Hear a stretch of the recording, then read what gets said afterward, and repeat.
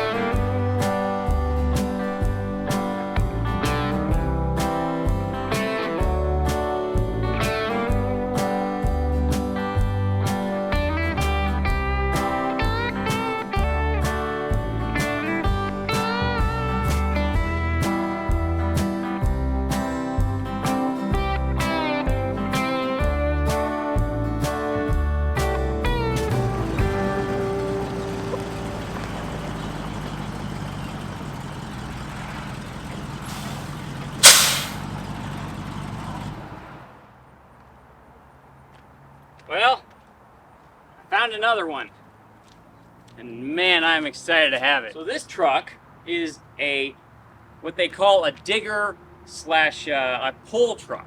So essentially they would use these to install telephone poles throughout, all over the place. It has an auger, it has a crane, it has a big winch in it, all kinds of things. So it was a heck of a trip getting it home, but man, this thing did great. So let's take a walk around it. I'll show you what it's about.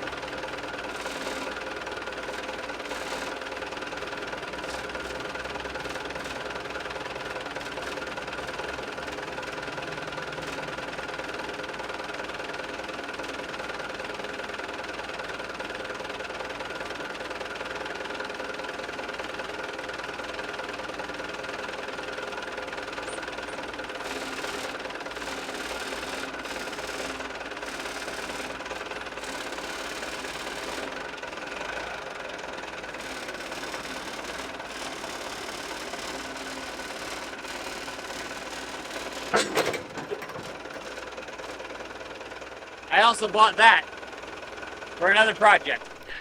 So here we have it. This is an International S20, no, it might be S1700. Can't remember. It is a crew cab. It has 4 full doors and 2 full benches, which absolutely is awesome. And look how nice that seat is. Normally they're all torn up right here on the driver's side. I've never had a passenger seat, but this one looks like it's worse than the one in the front. So I don't know if that one's been recovered, replaced. Maybe this was out of something else. No idea. But Let's see if we can find out exactly what this is. 1724. This is a 1982 International 1724. Biggest downside with this truck is it has a gasoline engine, and honestly, it runs really, really well. I would much prefer it was diesel. My other Internationals are all diesel, but this platform is absolutely amazing and what I was after. I personally like these Internationals. Some people do, some people don't. It's not like they're collector trucks yet by any means, but for me personally, they're affordable. And I look for the unique ones. I look for the ones that do things others don't. Not only is this a crew cab, but it's got a service box. It has a full crane rated at its basically vertical most. Highest rating is about 14,000 pounds. It has an auger for digging holes on the very front of the crane. See the pinchers there? Those are for grabbing telephone poles and setting them or pulling them out of the ground. The other awesome thing, if we go into this box here, has an onboard gasoline engine. It's a 4.5 kilowatt Kohler 4500. No idea on how good it is, but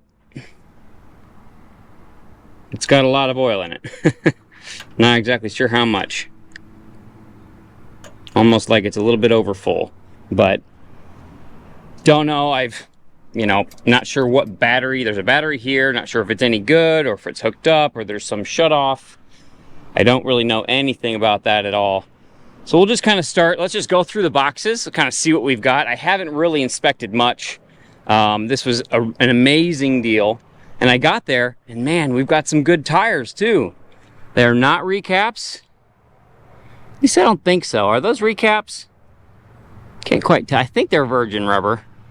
But tons of tread, no sidewall cracking. They are Daytons, which a lot of people don't like because they're a split rim and they're just not the lug nut style. So they're a little harder to get straight when you're putting them on. But my International scissor lift dump truck has them, and my other service truck, crane truck, has them as well. So I'm not at all afraid of having those, and I was ecstatic to see all of the rubber in amazing shape. You couldn't see that from the pictures that I was shown. So we'll just jump into this next box. So we've got a built-in Craftsman toolbox that they have taken every tool from, which is fine. I have no problem with that. I'm happy to have it. And you can tell this was a lineman's truck because there are just tons of pieces and parts for installing power lines. These are splices, sure splices of some kind. This is an isolator of some kind. Fuse links, removable button head, 50 amp fuse links, boxes of them. Let's see, what's this one? This one's pretty much empty, but this was set up for, we got another mouse nest. I don't know if you saw the first mouse nest, which is fine. They had auger bits there, 3/8 drill bits, impact, hammer, and then other miscellaneous tools would have been along there. This bed is made by Baker Equipment Engineering Co. No idea if they're out of Atlanta, Georgia, St. Petersburg, Florida, Charlotte, North Carolina, Richmond, Virginia, Columbus, Ohio, White Plains, New York, or Pottstown, Pennsylvania. But the bed was made in 1983. So this truck was purchased in 82 or built in 82. And then Baker probably bought the truck and then built their box around it and sold it in 83. So we come around the back here, we've got a box right there for long tools, shovels, holes. Did come with a pretty nice little scoop shovel. And there's a ground rod in there, some PVC pipes, some sort of a brace or something in regards to lineman tool or lineman parts. I do not know a lot about power lines and all the connections, so if you know a lot more about it or what you see in these videos, the parts and pieces in this truck, let me know. I'm very, very interested to learn more about it. I know what this truck does. I know what this truck did. If I missed something or there's something else that these trucks are known for being used for, definitely let me know, because I'm very interested to learn more about them, because I have this one, and then that one over there is a crane truck, but it has a man lift instead of the digger and the pincher. And so ideally what would have happened is they would have had a truck like this on the job site and a truck like that. And then the lineman go up in the bucket, hook up the power lines. This would be the truck that would put the power line, or actually install the pole to hook all the power to. So this is the operator's location for the crane. You climb up here. We got all of the controls. They're really well labeled on this one. My other truck, they're not. Auger release, some sort of a tool release. We got a level, so make sure the truck is level.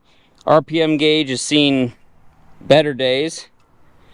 I do not know what these PSI gauges are for. Probably hydraulics. Maybe one for the crane, one for the winch. Don't know. We got our outriggers. Rotation for the crane, up and down for the crane, in and out. The claw. The claw! The pole tilt. ATO detent release. Not sure what that one is. That's your winch on the actual crane itself. There's a Tulsa winch there with a big 1.5 inch synthetic line. And then this winch up and down, this winch is probably for the other winch. So if you look right in there, right behind this, let me come back to that. If we go in here behind this, boom, big monster 1/2 inch cable winch. So it is another Tulsa winch, I believe. I was underneath it.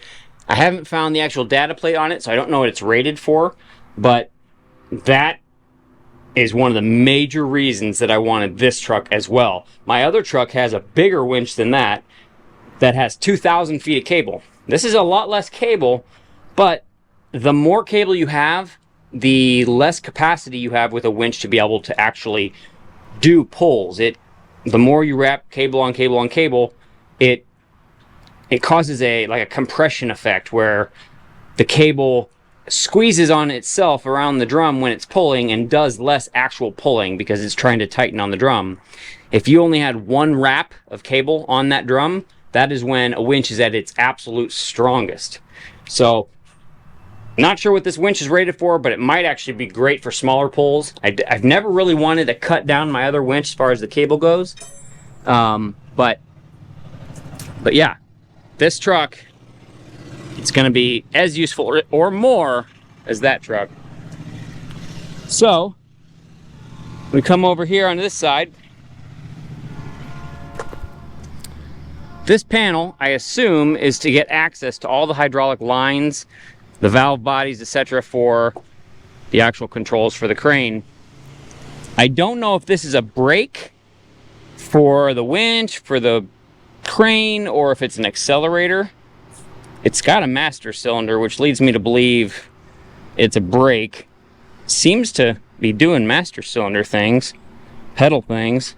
Not sure how good it is, but yeah, that's cool. Here's one of the outriggers. The reason they have these short little outriggers on this side is because a lot of times these trucks were parked on the side of an actual road. And so this would be the street side, and it would come down and it wouldn't impede traffic as much as an outrigger like this one. This outrigger swings all the way down and basically sits out like that. That allows you to get great support on this side, but if you had that in traffic, you'd be literally cutting off 5, 6 feet, 4 or 5 feet and making it more difficult for traffic to flow. That's why the bigger one is there, and that's also the reason that they went and installed the actual crane itself on that side, giving it more support there, and this one doesn't need as much. Both of these outriggers work, which is awesome. Back here, this is cool. It's got these big rubber bumpers for backing into things, or you know what, avoiding damage. We've got a pintle hitch for towing big trailers, and then scabbed on, but actually pretty well done, is a 2-inch receiver for what I'm going to probably use it for, is towing smaller trailers that aren't as big as my big deck over trailer. I believe these two controls are a clutch and potentially an engagement for the winch in the bed, because I've tried the actual control and I'll show you, nothing happens. I got under there and there's like a PTO shaft that is connected to a chain drive for that winch, and these two rods, although they're there, they don't want to move, so obviously they've been sitting a while and haven't been used, but that's going to be important for me. I really want to be able to use that winch. These compartments here, I don't know exactly what they would use them for, but they're not my favorite personally. I don't need that kind of long skinny storage, and so what I might do in order to give myself more room back here is actually remove this whole shelf section there, and then I would have basically 12 inches by, I don't know, 3 or 4 feet tall of additional storage space in the back of the bed, which is great. Yeah, so I would assume long boards, or maybe, I don't know, they had this thing, which there's a piece of hose here acting as a roller. I'm not sure what would have been mounted on that. If you have any ideas, let me know. I'm curious to know. And then, come on. And then back here, we've got a bunch of like hooks and bars. So kind of like a closet setup, but here's one, here's one. They've got all these hooks. I don't know if that's for rolls of wire, extension cords, cable, could be all kinds of different things. In here, we've got 2 boxes, one on top of the other. Again, some long storage, which personally, that's kind of the size of storage I'd want for shovels and, you know, long bars and things. And then there's another one right up there. So that's kind of cool. My other truck does not have doors for this area. It literally is just open. The other really neat thing that you can do is this side is jammed, but this whole top will slide in.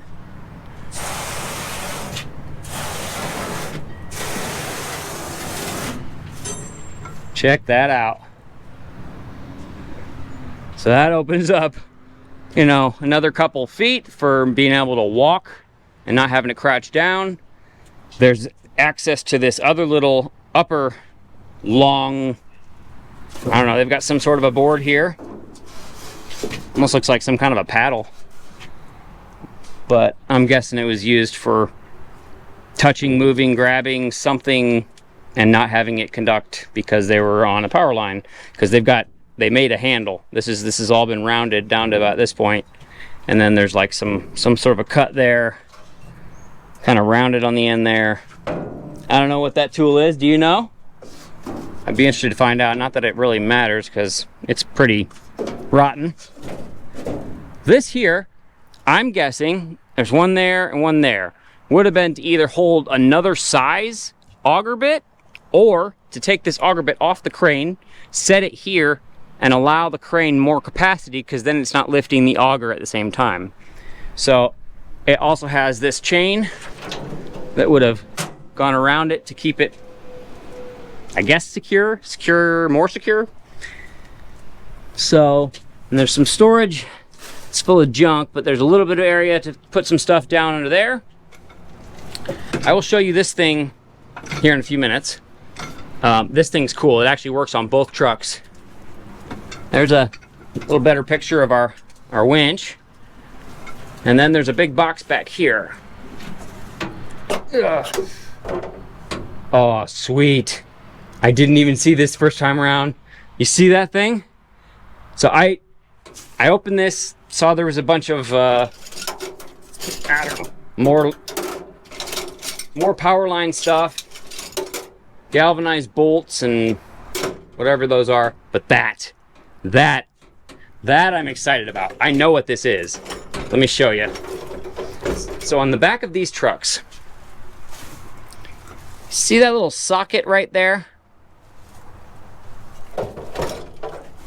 That looks like it's an upside down hitch.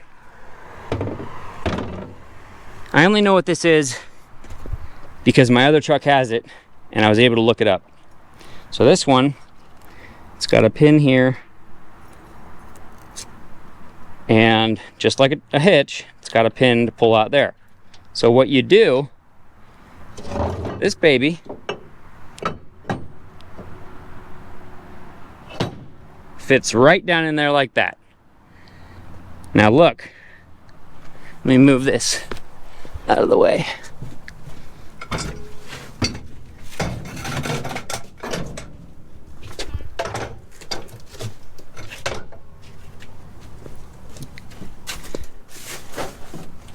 All right, now look, there's our winch line, and here's our pulley in this heavy duty socket.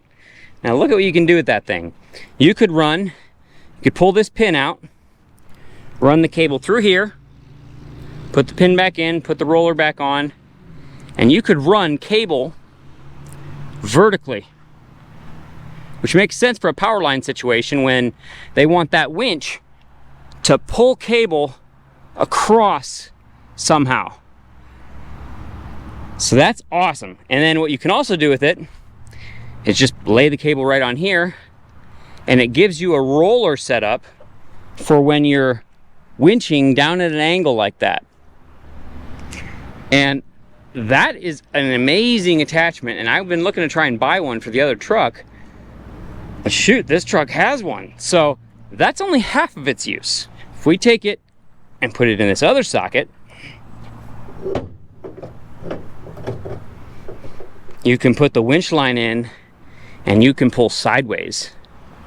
So you can run that cable through here and pull at an angle that way, rather than just having to let the cable kind of come over here and rub on this or rub on the bottom edge of this and destroy something. It gives you a pulley for that. You can also, these can be turned two different ways for each socket. Obviously, once you get it in there, you pin it in there correctly, you get it all safe and use it. Yeah, this one is made by Holan, H-O-L-A-N. Let's see, this thing says Garwood, Detroit, patent 955.942. And this one's cool. It's actually got the pin retained. My other one doesn't have a pin in it, but that is absolutely amazing. I am pretty sure that's going to fit the other truck. I haven't checked yet, but if that does, it will be incredible. I'll be so excited because I've been wanting one of those, and I use that other truck to recover a lot of heavy things, as you've seen on the channel. That's kind of the plan with this one too, is to do very similar things, but this thing is another attachment that I absolutely know will work on both trucks. See this hole with these slots? If we come over here to the side, both of my trucks on the very front box on this side have a hole. So we'll open it up, and there's two little ears where the little slots are. This is directly attached to that winch. It was probably used for a couple different things because I have a couple different ones for it. This one is just a round pulley and could be used with this rope possibly. You put it in there, you wrap a couple wraps, a guy holds the end of the rope, and you could slowly let that thing lower something to the ground or pull something up. So what you do with this one is when you have it like this, you attach that to the actual attachment off that winch, and then it'll spin, and you could wind wire up get it into a coil, then undo this, and that whole thing will basically swing towards you, allowing you to pull that coil of wire off this thing and either put it in the bed of the truck, put it away, maybe it was extra wire or some sort of a rope. And I think that's what it's used for. I know that you can do what I said with it, but if you've used one of these, let me know exactly how it's used and what its purpose is. I don't have one for the other truck, but I do know that this one and the one that's in this side box both fit, because I did some measuring on the actual shaft, and man, I am pumped because that adds another layer of usability for the two trucks. So let's just keep going around it, see what else we've got here. That's what that other thing is for. The other, let's see, AUX, no, there, ATO, detent, release, that's for this. Auxiliary hydraulics. So you've got a hose reel with two hydraulic lines, obviously a male and a female, and you can pull them out. This allows you the ability to hook up additional hydraulic whatevers. For instance, you could use like a porta power or some sort of like jaws of life or a spreader, tire bead breaker. There's all kinds of different things you could attach to this. Anything you could attach to a porta power, you could attach to auxiliary hydraulics. So that's an awesome feature. Having that auxiliary hydraulics is going to be a really useful thing. I've got a bunch of like porta power type stuff at the shop. I don't know if I have enough extra to kind of leave in this truck, but I might start looking for some to try and find some different accessories. Another really cool thing is we've got onboard air. Obviously, that air chuck's probably no good, but there's 3 or 4 different places where they have it plumbed, and all of them have an actual air shutoff that you can put a padlock through. So that's cool. No idea how good that rubber line is going to be. Like I was saying, here's our outrigger on this side. The generator probably runs to these outlets here because we've got 110 outlets for whatever you need. Not sure if this start and stops the generator or the truck itself. I have to follow the wires back. I also found this really weird push button right on the back of the truck. I don't know if that's a horn. I really have no idea what that's for. We'll have to trace the wires and figure that out. But got another little step to get up in the back right here. Just work our way around. Tires, awesome. All the way around. More mouse nest and parts and pieces for installing power lines. So most of this is all galvanized. I think some of these pieces are actually aluminum. Pull out drawer here with some long skinny shelving. No idea what that's for. This is just some gas, extra gas that I threw in here before we made our trek home. More galvanized bolts there. So we're gonna completely empty all these boxes, get all this stuff out of them, and then figure out our own way to line them up and use them. In this box, we've got some custom built shelving, more of these brackets. Not sure if these are for like anchoring cables or actual lines themselves. Pull out drawer with, I think these are fuses. Insulink, Burndy Insulink. Anyway, a bunch of different components. Sure, none of this stuff is cheap, but missing a couple of those pull drawers. I might have some stuff, or I might try and find some because I really like having that kind of storage. Down here we've got What are these? Blackburn compression connectors. No idea. Boxes of them. What is that? Some sort of a bronze ground rod couplers. And then more boxes of those Blackburn compression connectors. This back here, see this spot? That box has some rot. So I'd really like to cut the bottom of that out. But from here forward, it actually looks pretty dang good, minus the surface rust. So this little compartment would have been for, I'm guessing, an outrigger pad. So you'd slide in the outrigger pad, this thing would fold down and it wouldn't flop out or fall out. An outrigger pad is basically some sort of a square chunk of wood or chunks of wood put together to make a pad that your outrigger foot sits on to spread out the weight so it's not just on the ground. In the back here, there are two right there. These handles here, somebody took two 2x10s or 2x12s, whatever. Oh, they're full of ants. Great. Hey guys, it's time to build a new home somewhere else. Not here. This is your last call. Oh, wow. Hey, here's your friends. All right, sorry about that. It's eviction day. Well, since those are rotten, these boards have got to go. Those would have been outrigger pads at one time. These are black ants. All right, so we got this compartment here. I'm not exactly sure what the purpose of that hole is. I know that angle bracket or that angled square tube is part of the frame that goes down to the frame for the actual crane itself.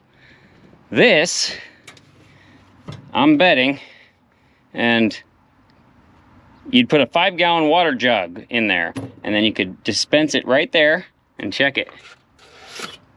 We got our paper cups. A little dispenser for those. I'm sure all those are good, but we do have some paper cups. Gotta have the refresher cups. And then I'm not sure what this is for or what it attaches to. Some sort of a cone with a clamp on it. I don't know. If you know, let me know. I'm curious. So we've got that compartment. It also has a bunch more hooks for, well, whatever. And then as you saw, this cabinet here, it's got more hooks there, little shelf here. I don't know if that's where this goes. Got some rope. Yeah, pretty awesome. All right, so then on this side, this is our actual gas tank, gasoline. And then we've got, I believe this is an auxiliary. Yeah, yep. You know it's auxiliary air because it says AUX air tank. So there's another one of our fittings that you can put a padlock on. And then if you open this door right here, we have another air chuck. There's a regulator right there. This comes straight up out of the floor. Pressure gauge on off right there. Another 120 volt outlet for whatever accessories. I think that this switch is redneck rigged and goes up to this beacon light. This beacon light would be nice if it worked, but as you see, there's some pretty big cracks in it. And I don't know what's wrong with it, but it won't come on. So I'm not gonna mess too much with that. So up here on the top, it looks like at one time, maybe we had a CB antenna there. And it is kind of rusty. If anything that I need to do probably semi soon is try and seal up this roof a little bit better. Over here,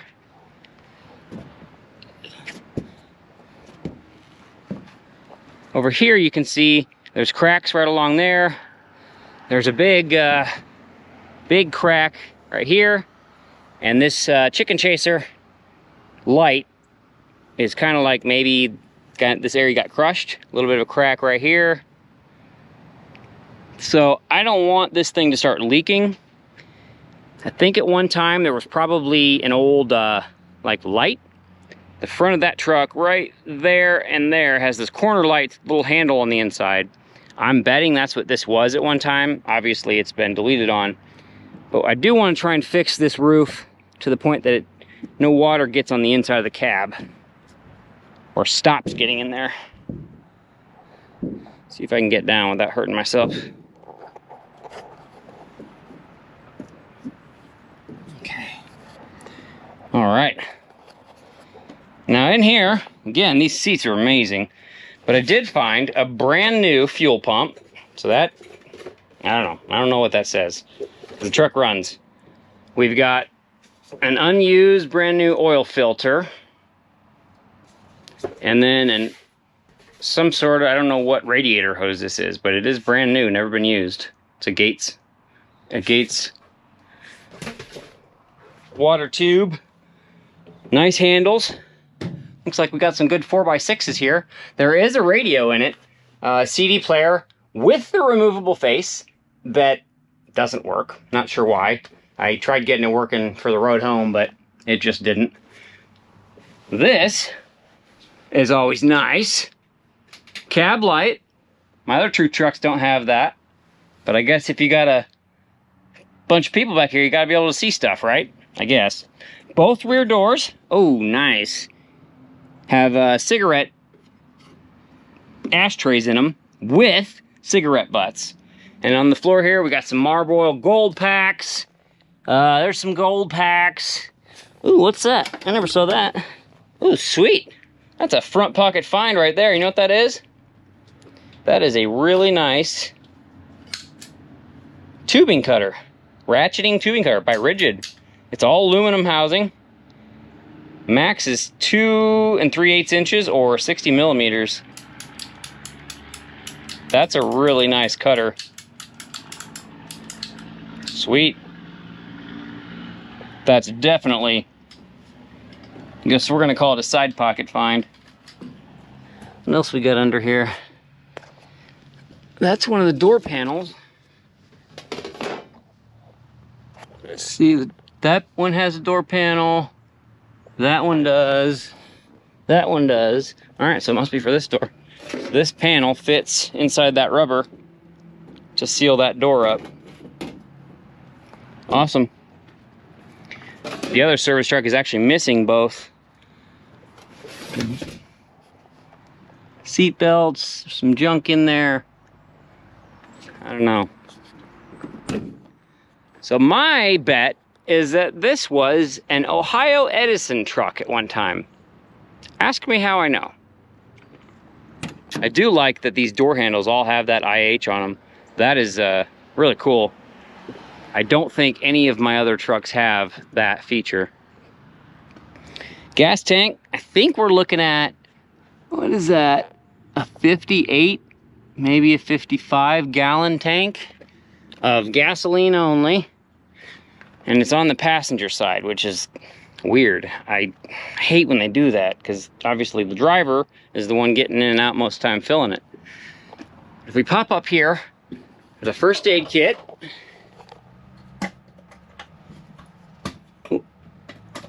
And it's still got first aid kit stuff in there, so that's cool. It's probably from like 1980, maybe even 82. Can't be from 80 because this truck's not that old. So maybe this is an 82 or 83-year-old first aid kit. And over here we've got a transmission temp gauge. I don't think that thing ever moved on the way home. I don't know where this air gauge goes. It's a PSI gauge. There is spare fuses. That's cool. Some sort of strobe light. No idea what that does. Emergency rear flashers. Does that work? I wonder if the key has to be turned. I'll have to check that later. But here's our Kenwood. Push this button here. Boom. Steel proof. You take that and you're in the house with you and nobody can steal your CD player. Pretty awesome. I've had many of those. See what else we got here. So make sure all air valves are closed. I'm betting it's talking about the air valves for all of the auxiliary air lines.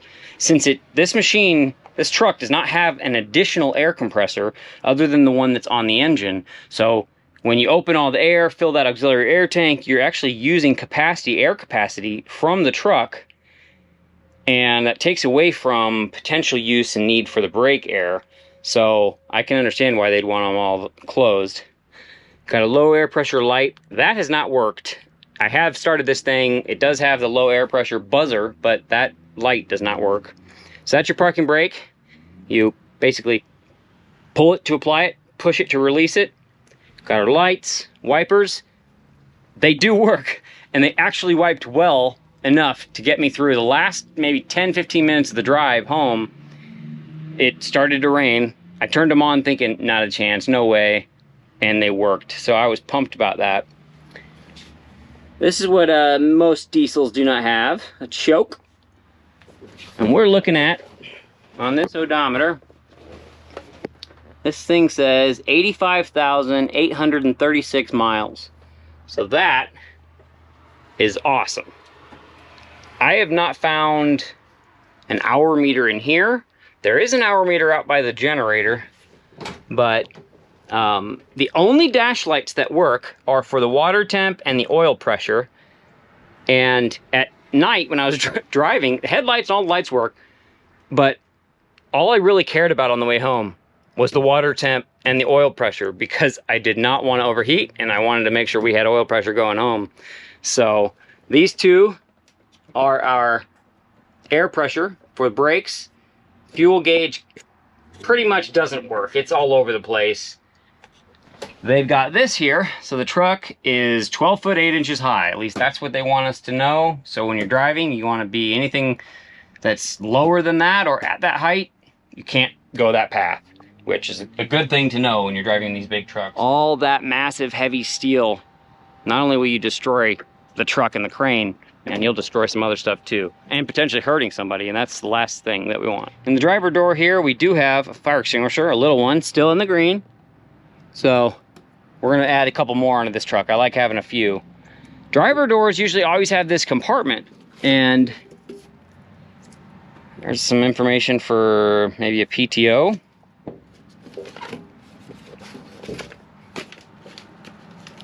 Recon.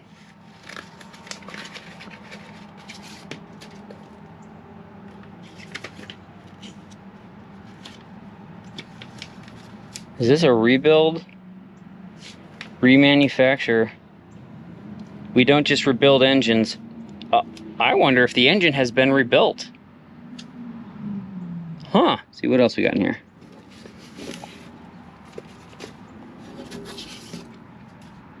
An oak leaf. And some junk. What's this? It says Chelsea, Dana, PTO. Okay, so this is for the PTO. Yeah, there's some stickers, power takeoff stickers, installation instructions. So the PTO on this is right here. It's actually, I think it's air operated. Yep. So that's great. It kind of, when I tried to engage it when I was there, you have to kind of mess with the shifter. This isn't automatic. That's another downside of this truck, is I wish it was a manual of some kind. I like having the control over the gear we're in and being able to throw it into neutral in an emergency or slow down quick or something. So I kind of wonder if maybe we have a rebuild engine. That would be awesome. Not that I really want to keep this gas truck a gas truck, but that's probably our main air tank. For the brakes, there's another shut off right there. You can see that one. Little bleeder valve. And then this big tank is, what is it, 57 gallons. This is hydraulic oil. And when I saw the pictures when I was gonna buy it, they had a padlock here, and the guy told me, he goes, yeah, they told me to put gas in it. And so I cut the lock off, and then I realized that it's not gas, it's hydraulic oil. So I kind of wonder, sure hope he didn't put gasoline in the tank here. I don't know. I'm gonna have to, I might replace the hydraulic fluid just to be safe. But I can't see gasoline being a good thing in a hydraulic system. Let's pop the hood and let's look at this old big old gas engine. There she be. International. So that Midland, that's our brake, or our air compressor. What's this thing? It's like a, almost like a,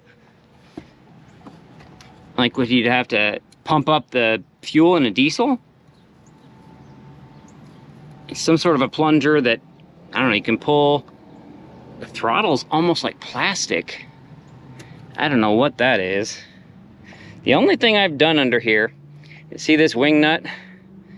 The shaft, the actual threaded rod that goes down to hold this air cleaner on was kind of rattly and it wouldn't tighten down all the way. So I found a new wing nut. So I completely took out that bolt, cleaned it, got all the rust off, found a new wing nut, put some anti-seize on it and a washer, and got it so that it's nice and tight so that it'll do the sealing it needs to and won't rattle. The other thing I want to avoid is, obviously at some point water got right there and it sat and surface rusted that, so I do not want water getting down into the carburetor. It is a 4-barrel carb. I believe it's made, it's a Weber. So yeah, I don't know much about that. But this, I think this is our power steering fluid. It's got this like upper reservoir filter thing and then this lower one. It does kind of squeal power steering wise, so I'm not sure if that's a belt's loose or maybe we're low on fluid. I know I added some fluid to this. Let's jump over to the other side. I don't see any like reman badges on the engine anywhere.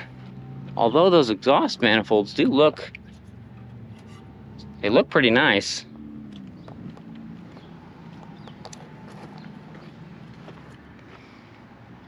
So over here, okay, so here's fuel coming in. They've got a clicky-clack fuel pump, which then runs to factory fuel pump. And that's what's in the box. That replacement one, it looked exactly like that. And I do see, okay, there's a remanufactured tag right there. It says remanufactured 822626. I wonder if I could call that reman company and they could tell me when this was rebuilt. So right here is our engine dipstick. And we are sitting, I don't know, a little bit above add. So it might use a little bit of oil or leak it somewhere. I haven't found it yet. Decent looking battery. No real manufacturer's plate.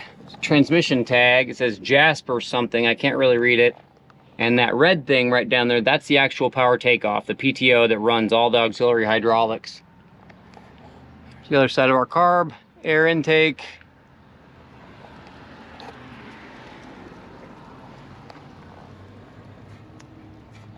These belts are kind of loose.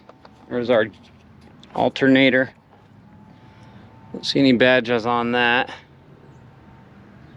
Yeah, well, I say what we do is let's start it up and let's test out some of the big features of this thing. All right, start this thing up. Already got air pressure because I've had it running. All right, so let's get the PTO engaged.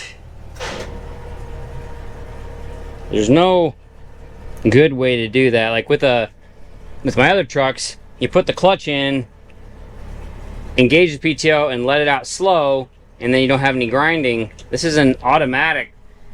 We've got it in neutral and it just does that little grind. We got good oil pressure, our water temp is good, air pressure is good. Here's our throttle for setting it. Let's put it up to I don't know, 1500, 2000 RPM.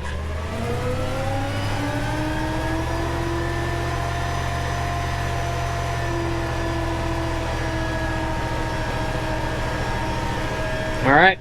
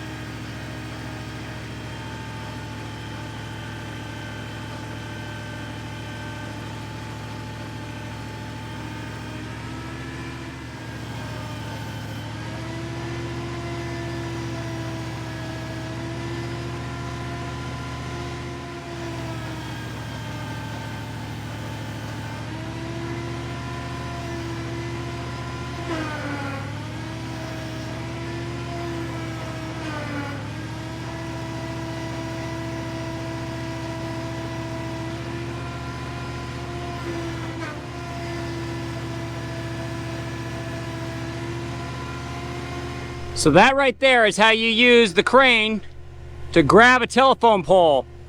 I know I shouldn't be doing this, but I'm doing it anyway, just to show you. I'm not gonna grab it anymore. I just have it kind of barely around it. It's not touching it. I only put the truck here so close to these lines to show exactly what that thing would be for. So that thing will grab onto that thing and either lift it up or set one in. And I don't think they always went that high. They probably went maybe a little bit lower, but it was the best spot for the length of crane and where I'm parked. The other thing you can do with them is I could technically straighten the pole. So I could push it that way, and then we could put fill in the hole to keep that pole straighter, which I've seen them do. They usually use a really, really high-end expanding foam to fill the holes. But there you go. That is how this crane truck, crane digger truck, is used to set telephone poles.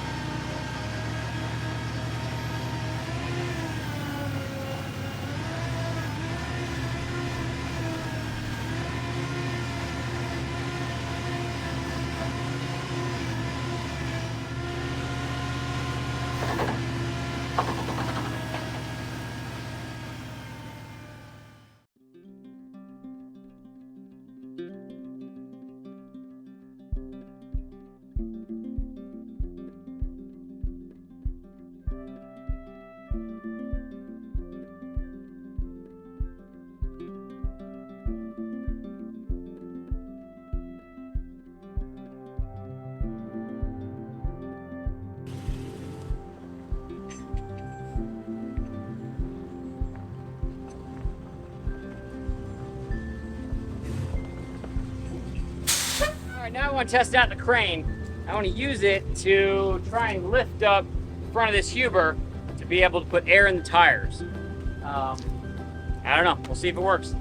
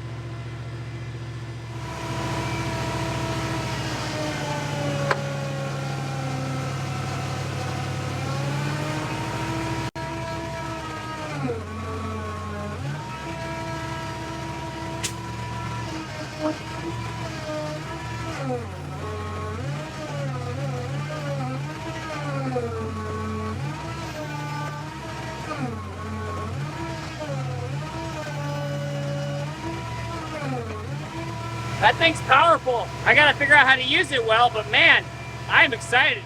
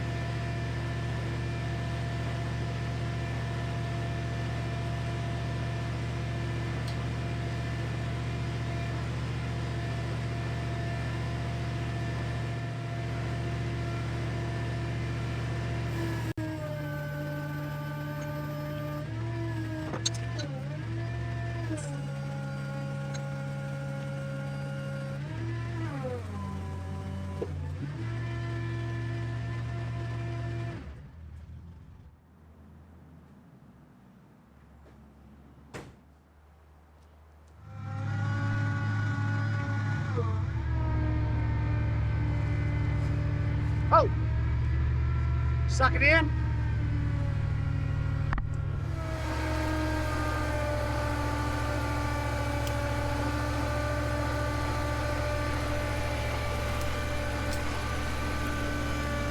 Keep it going.